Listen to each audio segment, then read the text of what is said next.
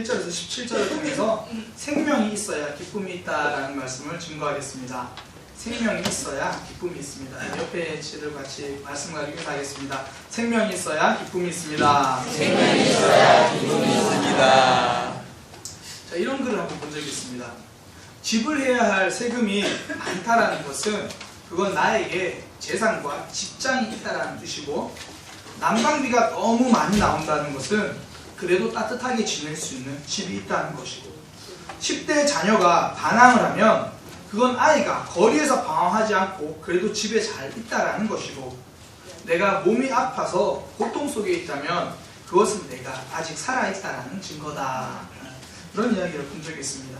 불평과 원망의 조건들이요, 감사의 조건이 됨을 알려주는 그런 글입니다. 사실 돌이켜보면 참 우리 감사할 것들이 많은데 더 중요한 것들은 우리들 곁에 있는데 그 중요한 것들을 자꾸 놓치는 경우를 봅니다. 그러다 보니까 감사해야 될 때 감사를 놓친다는 겁니다. 어떤 분이 예전에 저한테 부산에 있을 때 그런 얘기를 하더라고요.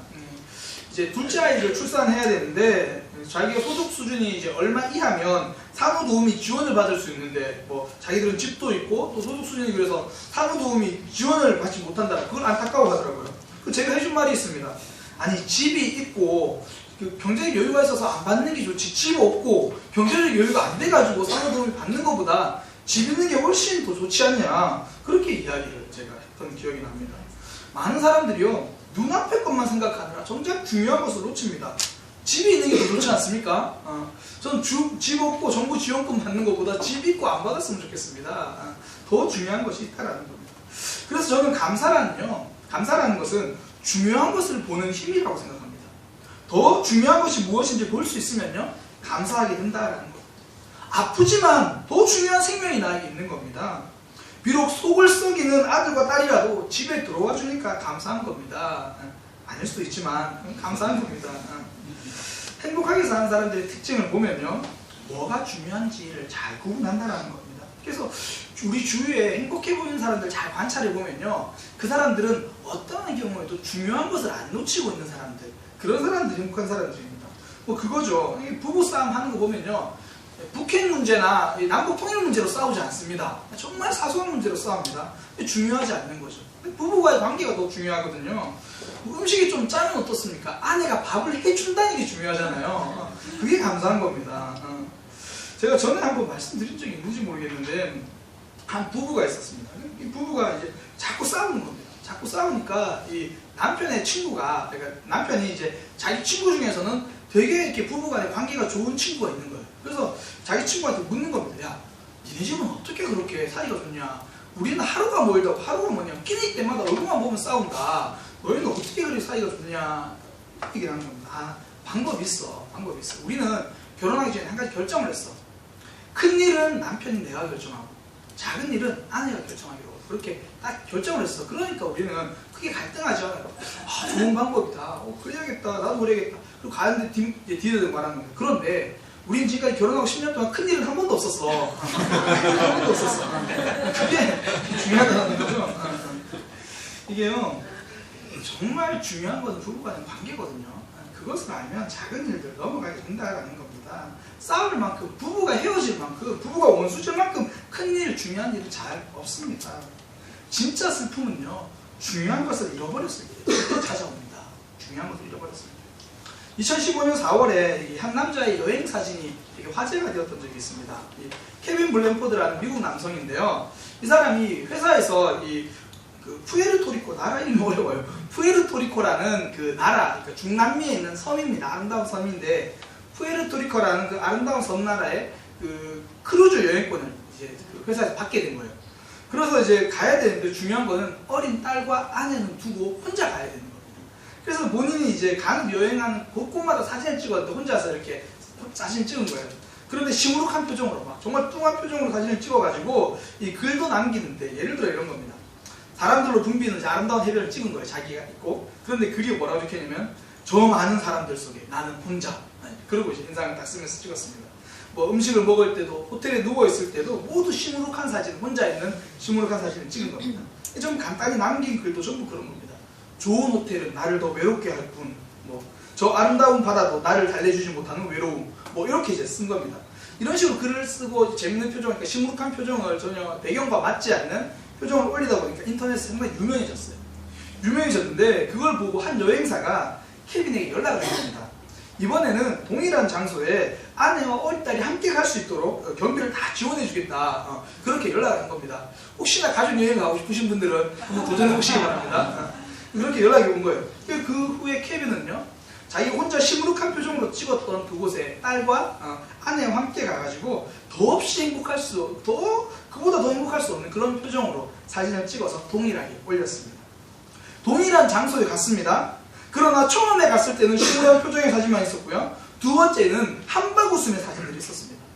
케빈에게는 푸에르토리코가 사랑하는 사람과 함께 있지 않으면 그 아름다운 곳도 슬펐던 거고요. 사랑하는 사람과 함께 있었기 때문에 그 아름다움이 보여진 겁니다. 혹시 연애 경험 있으신 분들은 이런 경험 한 번쯤 있지 않나요? 뭐 청년 때 이제 좋아하던 사람과 사귀다가 헤어졌습니다. 안타깝게도 헤어졌습니다. 그러면요, 아름다운 장소가 모두 가슴 아픈 장소가 됩니다. 함께 갔던 맛집은요, 슬픈 집이 됩니다. 놀이동산 함께 갔다면요, 이제 놀이동산이 눈물동산이 되는 겁니다. 조금 있으면 이제 서울에 벚꽃 피겠죠. 서울은 벚꽃이 언제 4월 중순에 피는지 모르겠는데, 서울에 벚꽃이 피면요, 흩날리는 그 벚꽃피가 모두에게 다 이쁜 건 아닙니다. 결혼한 분들이나 연인들은 아름답죠. 그러나 벚꽃 밑에서 차인 사람은요, 그 꽃잎 하나하나가 돌처럼 느껴집니다. 얼마나 아픈지 모릅니다. 그러니까 우리 청년들은 가능하면 애인 생기면 날 좋을 때 데이트하러 가지 마시고요, 교회 와서 함께 기도하시기 바랍니다. 왜냐면 말씀 보고 그러세요. 혹시나 헤어지고 그러면 예배 시간에는 막 그래서 울고 그러면 은혜 받았다 그러거든요. 표가 안 나요. 괜히 벚꽃 보면 슬퍼하지 말고 예배 시간에 십자가 더 묵상하고 그러면 되니까 교회에서 그렇게 하시면 됩니다. 무슨 이야기인가요? 내가 소중한 사람이 없으면 아무리 함께 좋은 곳을 가도 기쁨이 없다는 겁니다. 즐거움이 없다라는 겁니다. 오늘 본문에 등장하는 여인이 그랬습니다. 이 여인의 아들이 죽었습니다. 예수님이 한 성에 들어가시는데 사람들이 한 죽은 사람을 관에 메어서 나오는 겁니다. 성경에 보니까 그 사람은 한 어머니의 독자라고 표현합니다. 하나밖에 없는 아들이 세상에 떠나버린 겁니다. 그런데 예수님이 그 들어가신 성의 이름을요, 뭐라 그러냐면 나인성입니다. 나인이라고 하는 이름이 나인이라고 하는 성입니다. 그런데 그 성의 뜻이 뭐냐면, 나인이라는 이름의 뜻이 뭐냐면 사랑스러운, 즐거운 이런 뜻입니다. 즐거운이라는 그런 이름을 가진 곳에 지금 슬픔이 있는 겁니다. 왜 나인이라는 그 성이 즐거운 사랑스러운 이름을 갖게 됐냐면, 이 나인성에서 보면요, 경치가 상당히 아름답다고 합니다. 그래서 그 아름다운 경치를 볼 수 있어서 그 성의 이름을 그렇게 지은 겁니다. 그 성의 이름은 즐거움인데 아들을 기른 엄마에게는 기쁨이 있을 수 없습니다. 그녀의 소원이 무엇일까요? 아들의 취직도 아닙니다. 좋은 성적표도 아닙니다. 짜증내는 아들의 목소리라도 한 번이라도 더 들어보고 싶은 게 그 어머니의 마음일 겁니다. 지금 이 여인이 무엇을 먹은들 맛이 있겠습니까? 무엇을 한들 기쁨이 있을까요? 나인성에서 바라본 그 아름다운 풍경, 경치가 무슨 소용이 있겠습니까? 아무런 의미가 없는 겁니다. 이 여인에게 기쁨이 있을 수 있는 방법이 있다면 딱 하나입니다. 아들이 살아나는 겁니다. 아들이 다시 숨을 쉬는 겁니다. 그렇게 생명이 있어야지 그 마음에 기쁨이 있다라는 겁니다. 그런데 예수님이 그 여인, 그 관 앞에 가셔서 그 아들을 살려주셨습니다. 생명을 불어넣어 주셨습니다. 그때부터 이 여인에게 기쁨이 생긴 겁니다. 나인성이라는 이름이 기쁘게 하는 것이 아니라, 나인성이라고 하는 환경이 기쁘게 하는 것이 아니라, 예수님을 만나 생명이 들어가니까 기뻐진다라는 겁니다. 내 사랑하는 사람과 함께 할 수 있고 내 중요한 사람과 함께 할 수 있으니까 기쁨이 온다라는 겁니다. 그제서야 나인성이요, 기쁨의 성, 즐거운 성이 기쁨의 성, 나인성이 되는 겁니다. 생명이 우리가 있어야지 기쁨이 살아난다라는 겁니다. 사실 교회가 그런 곳입니다. 예수님 속에 있는 생명을 누리는 곳이 바로 교회입니다. 그런데요, 여기서 동독을, 친구를 만나고 그렇게 해서 기쁜 곳이 교회는 아니라는 겁니다. 예수님을 만나고 죽은 영혼이 살아나니까, 생명이 살아나니까 그게 기쁜 겁니다. 근데 사람들이 기독교를 자꾸 오해합니다. 그곳에 가면 친구도 사귀고, 그곳에 가면 사업도 잘 되고, 그거 다 오해입니다. 교회는요, 생명이 있으니까 다니는 겁니다. 한 청년이 이제 교회를 열심히 다니니까 그 친구들이 묻는 겁니다. 야, 너 그렇게 열심히 다니는 거 보니까 그 교회 이쁜 여자들 있냐? 그러니까 아니다고 솔직하게 이야기했습니다. 아니야. 절대 그러지 않아. 우리 교회 이쁜 여자 없어. 제가 우리 교회 청년들이라고 말 안 했습니다. 이렇게 말을 한 겁니다. 그럼 왜 다니냐고. 왜 다니는지 모르겠다고. 그러면서 본인이 하는 말이 나는 교회를 다니긴 다닐 건데 언제 다닐 거냐면 난 30이 되면 사업을 시작할 거야. 그때 사업 시작할 때 교회 갈 거야. 들어보니까 교회 가면 이렇게 인맥도 넓어지고 처음에 가면 사업하는 사람 많이 잘 도와준대. 난 그래서 교회 갈 거야. 그렇게 이야기를 하는 겁니다. 교회에 대한 오해를 가지고 있는 거예요. 교회가 무엇을 주는지에 대해서 잘 이해하지 못하는 겁니다. 사실 이런 곳이 제일 심한 곳 중에 하나가 이 이민교회라고 합니다. 이민교회. 이 이민교회 목사님들은 진짜 고생 많이 하신다는 이야기를 제가 들었거든요. 사람들이 처음 오면 이제 이민교회 목사님들이 또 마음이 좋으셔가지고 낯선 곳에 오신 그분들을 도와주려는 마음에 이민 서류도 도와주고 뭐 이것저것 챙겨주고 도와준다라고 합니다. 그런데 목사님들 이야기를 들어보면 나중에는요 완전히 주객이 바뀌어가지고 이런 전화가 온답니다. 전화가 와가지고 목사님 저희가 이번에 지금 가게를 건다 너무 바쁘니까 우리 아이 어린이집 좀 데려다 주세요. 그 전화가 오는 겁니다. 그건 양반입니다. 목사님 오늘 저희가 저녁에 급한 약속이 있어가지고 저희 집 세탁소에 가서 세탁물 좀 막 찾아다가 집에서 좀 가져다 주세요. 이게 제가 그 농담을 하는 게 아니라 이민교회 목사님들 이런 경우가 비일비재하다는 겁니다. 그리고 막 이민 서류 제대로 안 도와주면 나 교회 옮길 거라고. 이 교회밖에 없냐고 딱 그렇게 말하고 이 교회가 뭐 하는 곳인지 목회자가 뭐 하는 곳인지를 완전히 착각하고 있다는 겁니다. 근데 오늘날만 이런 착각이 있는 게 아닌 것 같습니다. 성경에도요 이런 착각을 가진 사람들이 등장합니다. 그 오병이어라는 사건인데요. 오병 떡 5개, 이어 물고기 2마리. 그 이제 떡 5개와 물고기 2마리로 5,000명이 넘는 사람들을 먹인 사건입니다. 그런데 사람들이요 그 적은 양으로 예수님이 자기를 배부르게 해주니까 예수님을 임금 삼으려고 하는 겁니다. 왜 그러냐면 저 사람 따라다니면 배는 굶지 않겠다. 내 인생에 필요한 것은 채워주겠다. 뭐 오늘날로 말하면 내 사업은 잘 되겠다. 내 형편은 풀리겠다. 그런 마음으로 따라다니는 겁니다. 예수님이 빵 공장으로 보입니다. 빵 공장. 그러니까요 예수님은 그들을 피해 도망다니십니다. 왜 도망다니셨습니까? 나는 빵 공장이 아니다. 나는 빵 만들어주고 고기 잡아주는 사람이 아니라 생명을 주는 하나님의 아들이다. 하나님이다. 예수님은 그걸 알고 계셨기 때문에 빵 공장으로 생각하는 사람들을 피해서는 도망다녔습니다. 만약에 우리가 빵을 구하기 위해서 그것이 유일한 목적이 되어서 기도하잖아요. 그러면 예수님은 도망가십니다. 야고보서에 그렇게 말합니다. 너희가 구하여도 받지 못함은 정욕으로 쓰려고 잘못 구하기 때문이라. 기도하면서 그런 생각 해보셨잖아요. 나도 진짜 응답받는 기도 한번 해보고 싶다. 나도 내 기도가 했을 때 다 응답됐으면 좋겠다.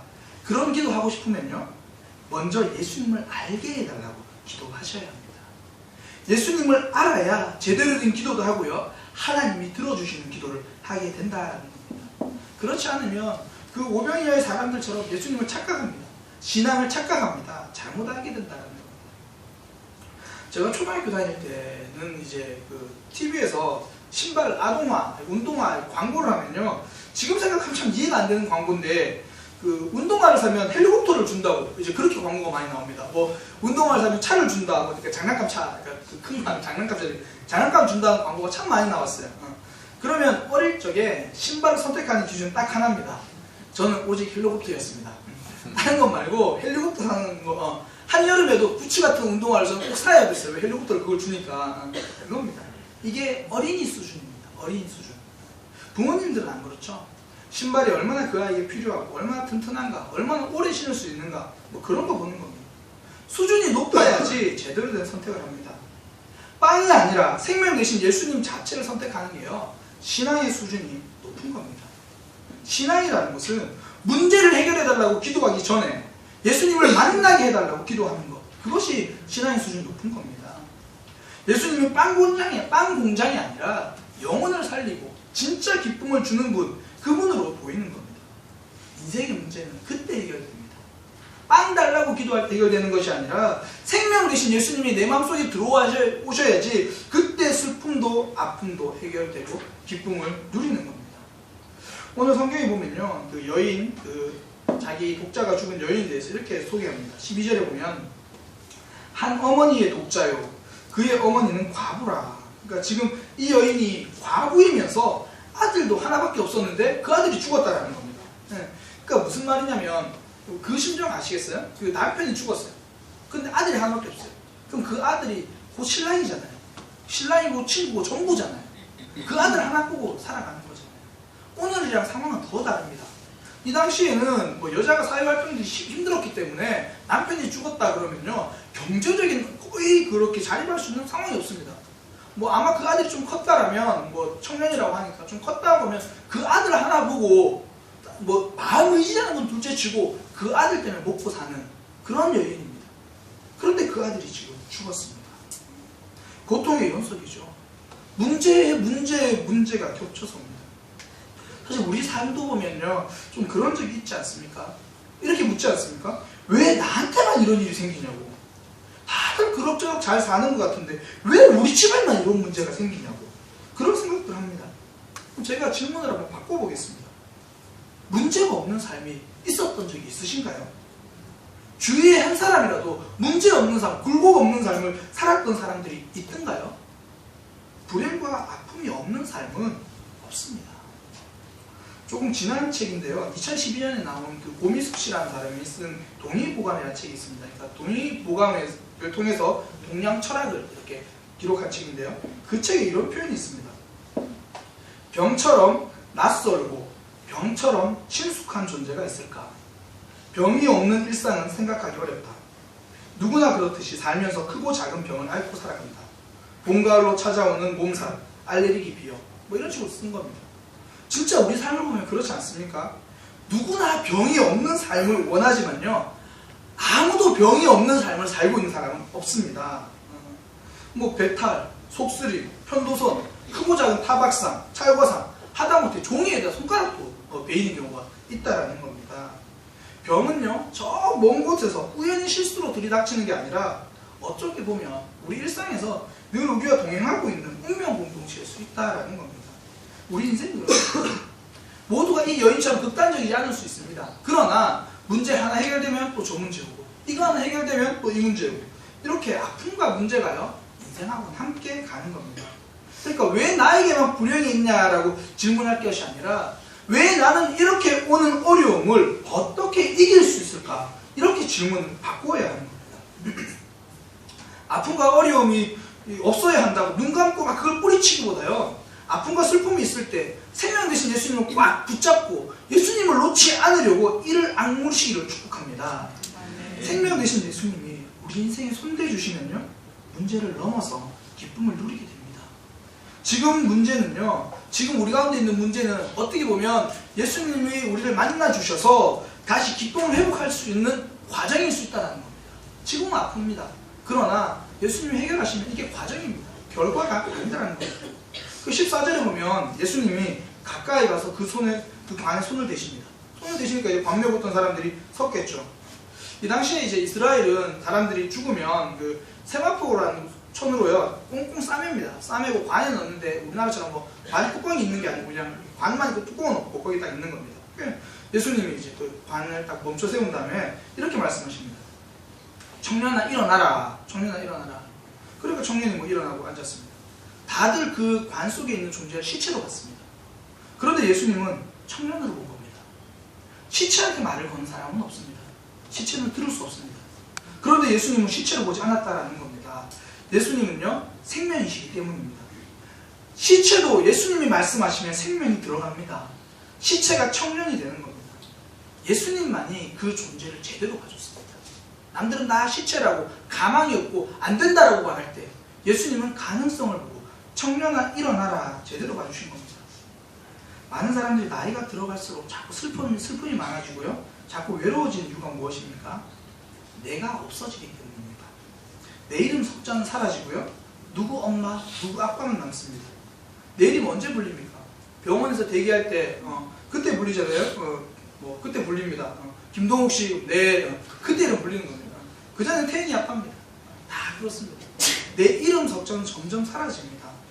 외로움이라는 게요, 다른 게 아닙니다. 나라는 존재감이 자꾸 사라지고, 그러니까 외로워지는 겁니다. 아이들도 그렇거든요. 혹시 집에 아들과 딸이 있으십니까? 아니면 중학생, 고등학생이 있습니까? 고3과 중3이 있습니까? 아들과 딸이 아니라 학생만 남아있으니까 아이들이 집에 가도 외로운 겁니다. 아이들이 집에 가도 슬픈 겁니다. 우리 아이들은 학생이 아니고요, 아들과 딸입니다. 공부하려고 태어난 것이 아니라 행복하려고 태어난 겁니다. 그것을 기억하는 것. 그리고 아들이고 딸이기 전에 한 인격체입니다. 있는 그대로 도와줄 수 있을 때 행복을 누리는 겁니다. 예수님은 그걸 하셨습니다. 많은 사람들이 절망으로 볼 때 예수님은 거기서 가능성을 보고요. 실체를 보지 않았습니다. 예수님은 청년으로 보셨습니다. 사람들이 병원에 오래 있으면 몸이 더 상한다고 하죠. 왜 그러냐면 병원에 있는 순간요. 환자로 보기 때문입니다. 혹시나 병원 입원해 오신 분들은 아마 아실 건데 저도 건강검진은 몸이 아파서가 아니라 건강검진은 입원을 했는데 그래도 환자복을 주잖아요. 환자복을 보고 딱 거울을 보는 순간 무슨 느낌이 들죠? 아 정말 환자 같아요. 정말 환자 같아요. 보고 있으면 진짜 무슨 중병 걸린 사람 같고 그 환자복만 딱 입었는데 환자처럼 보인다는 겁니다. 사람들은요 보이는 것밖에 못 봅니다.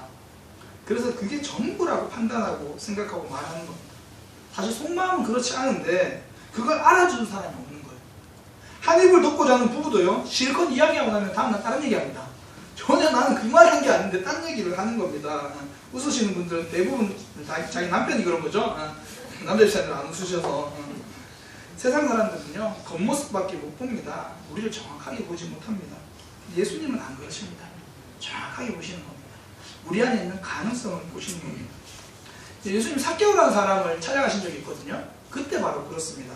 다른 사람들은요 삭개오의 겉모습만 봤습니다. 아우 저 매국노, 저 세리, 다른 사람 착취하는 사람. 속마음은 안 그렇거든요. 미안하거든요. 나도 답답하거든요. 근데 주어진 게 그거니까 그렇게 하는 겁니다. 또 옛날에는 그랬는데 요즘은 미안한 마음 들고 그럴 수 있다는 겁니다. 근데 사람들은 그걸 못 봅니다. 전부 드러낸 모습만 보고 판단합니다. 상종도 하지 않으려고 합니다. 그때 예수님이 제일 처음 해주신 일이 뭐냐면요. 이름을 불러주셨습니다. 삭개오야, 삭개오야 내려오라. 이름을 불러주셨습니다. 명수야, 아무개야, 누구야 이름을 불러주는 겁니다. 누구 아빠를 부른 적이 한 번도 없습니다. 이름을 불러주십니다. 누구 엄마도 누구 아빠도 아니라 너의 이름을 부르면서 내가 오늘 너의 집에 거하겠다. 내가 오늘 너의 마음속에 거하겠다. 이렇게 우리에게 말씀해 주시는 겁니다. 지금까지 사람들은 세리라고 손가락질했습니다. 그런데 예수님은 삭개오라고 손짓하면서 불러주셨습니다. 그리고 생명 되신 예수님이 그 마음속에 들어가시니까 삭개오의 마음에 기쁨이 생깁니다. 즐거움이 생깁니다. 자기 자신을 사랑하게 되는 겁니다. 여러분들 인생에서 가장 사랑해야 될 사람은 누구입니까? 가장 소중한 사람은 누구입니까? 바로 나 자신입니다. 자녀를 사랑하는 것도요 내가 있어야 그 사랑이 나오는 겁니다. 사람 몸에는 뭐 200개가 넘는 관절이 있다고 하는데요 그 관절의 대부분의 특징이 뭐냐면 배꼽을 중심으로 다 안쪽으로 굽어진다는 겁니다. 예, 해보시면 그래요. 대부분 그래요. 배꼽을 중심으로 안쪽으로 굽어진다는 겁니다. 왜 그렇습니까? 먼저 나를 잘 안아주라는 겁니다. 나 자신을 잘 사랑해주라는 겁니다. 모든 관절을 동원해서라도 자기 자신을 먼저 안아줄 수 있어야 한다는 거예요. 근데 우리는 그렇게 못하는데 예수님은 그렇게 하십니다. 생명 되신 예수님을 만난 성도는요 세상에서 가장 소중한 사람이기 때문입니다. 예수님의 핏값으로 사셨기 때문입니다. 예수님의 생명이 우리 속에 있기 때문에 저와 여러분은 사랑받기에 충분한 사람입니다. 행복하기에 충분한 사람입니다. 힘들고 어려워도 기뻐할 이유가 충분히 있습니다. 우리 마음 가운데 그 예수님이 깊이 들어와서 기쁨을 누리려면 어떻게 해야 됩니까? 이 과부 아들이 살아나는 이유를 보면 압니다. 딱 한 가지였습니다. 거부하지 않았습니다. 믿음의 출발은요 언제나 하나님이 하십니다. 오늘 본문처럼 그냥 관이 나갈 때 예수님이 가셔서 먼저 손 대시는 겁니다. 그때 왜 우리 아들 장례 지금 치러야 되는데 내 속도으로 빨리 비키라고 거부하는 것이 아니라 그냥 받아들이는 겁니다. 여기서 출발합니다. 하나님이 말씀하실 때 거부하지 않는 겁니다. 들려지는 말씀을 외면하지 않는 겁니다. 하나님을 우리가 하나님이 말씀하시면 그걸 그대로 받아들이는 겁니다.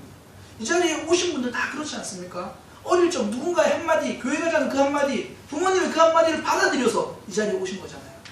거부하지 않을 때 능력이 나타납니다. 거부하지 않을 때 생명이 들어옵니다. 거부하지 않을 때 기쁨을 누리게 된다는 겁니다. 그때부터 새로운 생명의 역사는 시작합니다. 우리 하나님은 우리를 한 번도 거부하신 적이 없습니다. 우리가 어떤 부족함이 있어도 어떤 아픔이 있어도 때로는 우리가 몇십 년 만에 교회를 나온다 하더라도 우리 하나님은 거부하지 않습니다. 기다리고 계십니다. 어선발로 나가시는 분입니다. 1976년생인 에이미 멀린스라는 미국 육상 선수가 있습니다. 76년생인데요. 미국 육상 선수이자 또 배우이고 모델입니다. 그런데 그녀는 태어날 때부터 종아리뼈 자체가 없이 태어났습니다. 그래서 우리나라 나이로 2살 때 무릎 아래를 절단했습니다. 그래서 무릎 아래 정강이가 없는 장애를 가지고 태어난 그녀는요, 이제 22살에 이제 의족을 끼고 미국에서 가장 큰 스포츠 대회인 하나인 그 빅페스트에 나가게 됩니다. 그 전까지 육상 선수로 활동을 한 겁니다. 그래서 그녀가 이제 그곳에서 열심히 100m 달리기를 하는데요, 그만 15m를 남겨놓고 의족이 빠져버린 겁니다. 의족이 빠져가지고 주저앉아 버렸습니다. 평소에는 늘 쾌활하고 밝은 에이미지만 5,000명이 넘는 관중 앞에서 자기가 이게 드러난 의족, 물론 누구나 알고 있지만 그래도 의족이 빠져버려가지고 이 드러난 그 모습이 너무나 당황스러워가지고 코치에게 눈짓을 합니다. 나 여기서 포기하면 안 되겠냐고, 다음 때 도전하겠다고 그렇게 눈짓으로 코치가 말합니다. 그때 코치가 벌떡 딱 한마디 합니다. 야, 에이미 뭐 어때서? 다시 끼우면 되잖아. 끼우고 15m 마자고 뛰어. 그렇게 이야기를 하는 겁니다. 이 쿨한 말 한마디예요. 에이미는 의족을 다시 끼우고 경기를 마쳤습니다. 뒷날 인터뷰에서 이렇게 말합니다. 그날 코치가 해준 그 한마디 덕분에 그 이후로 더욱 당당하게 자신의 의족을 그냥 드러내놓고 그렇게 살 수 있게 됐다는 겁니다. 우리 인생에서도요, 상처는 있고 문제가 있습니다. 아픔이 있습니다. 그런데 그게 뭐 어떻습니까? 예수님이 우리를 붙잡고 계시지 않습니까? 상처를 띄워놓고 문제를 만나면 기도하고 넘어지면 다시 일어서고 그러면 되는 겁니다. 그리고 멋지게 인생 경기를 뛰는 겁니다. 완주하시면 됩니다. 아픔은 찾아옵니다. 그러나 예수님도 우리를 붙잡고 계십니다. 그 예수님의 생명이 있으면 그때 기쁨이 오는 겁니다. 상처 많은 우리를요, 하나님이 만져주시고 다시 세워주실 겁니다. 때론 아픔이 있고 슬픔이 올 때 이렇게 외치시기 바랍니다. 뭐 어때?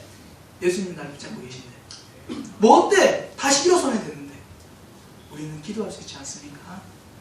우리는 하나님이 약속해 주셨지 않습니까? 저는 이런 우리의 모습들을 가장 잘 담은 찬양이 하나 있다고 생각하는데요, 가사가 이렇습니다. 십자가 그 사랑 멀리 떠나서 무너진 나의 삶 속에서 잊혀진 주 은혜, 그런 돌같은 내 마음 오르만지시고 다시 일으켜 세우신 주님을 찬양합니다. 2절은 이렇게 되더라고요. 지나간 일들을 기억하지 않고 이전에 행한 모든 일은 생각지 않으리라. 사막의 강물과 길을 내시는 주님이 내 안에 새 일을 행하실, 내가 그것만 바라보겠다. 주님 나를 구하시고 나를 붙드시리. 나는 보배롭고 존귀한 주님의 자녀다. 우리 이 고백 같이 한번 해볼까요? 십자가 그 사람 멀리 떠나서 예수님 잘 모르고 살아갔는데 그래도 그분은 나를 어루만져 주시고 다시 세워주십니다.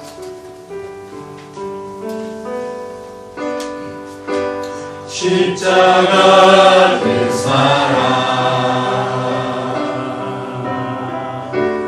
멀리 떠나서 무너진 나의 삶 속에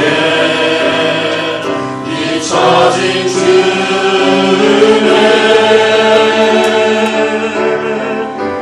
돌같은 내 마음 어루만지사 돌같은 내 마음 오르만지사 돌같은 내 마음 어루만지사 돌같은 내 마음 오르만지사 돌같은 내 마음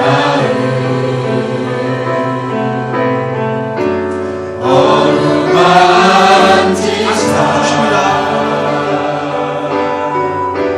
다시 일으켜 세우신 주를 사랑합니다.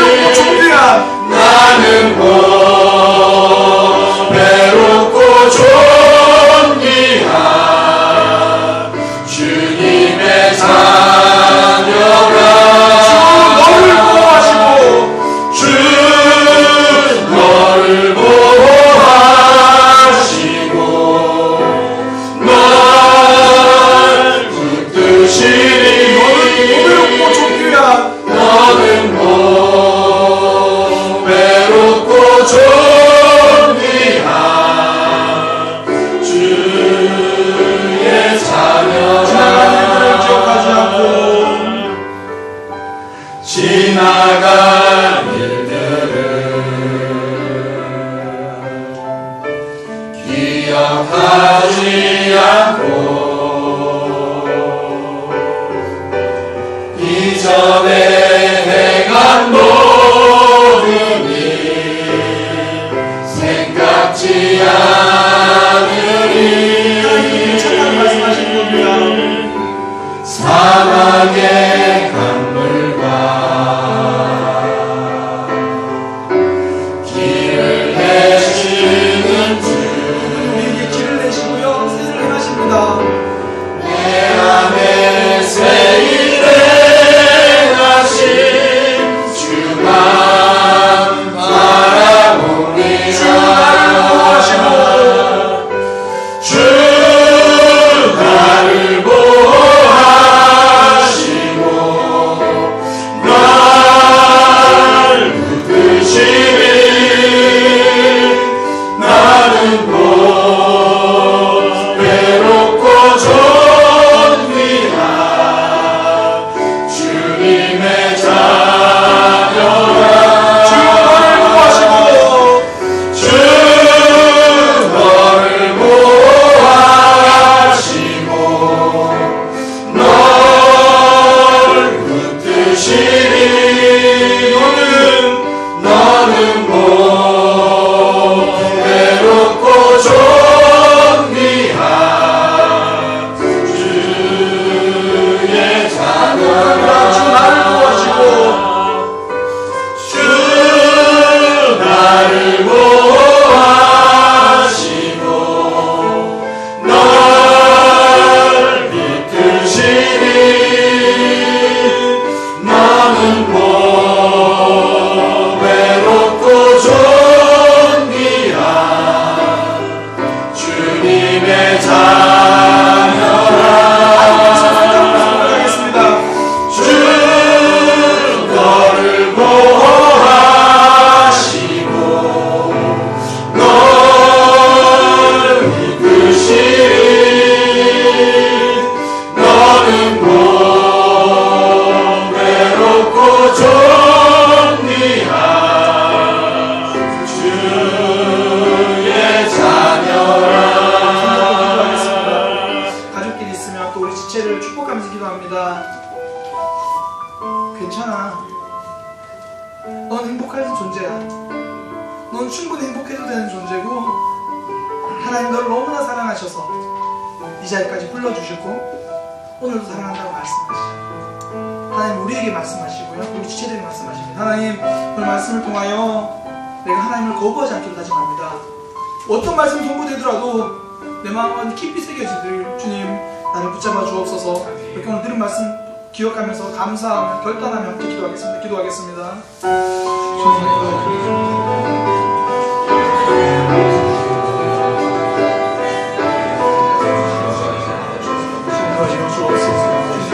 나를 사랑하는 존재로 말씀해 주시고 더 이상 나를 누구 엄마가 아니라 내 이름으로 불러주시니 감사합니다. 내 이름으로 불러주시고 나를 기억해 주시니 감사합니다.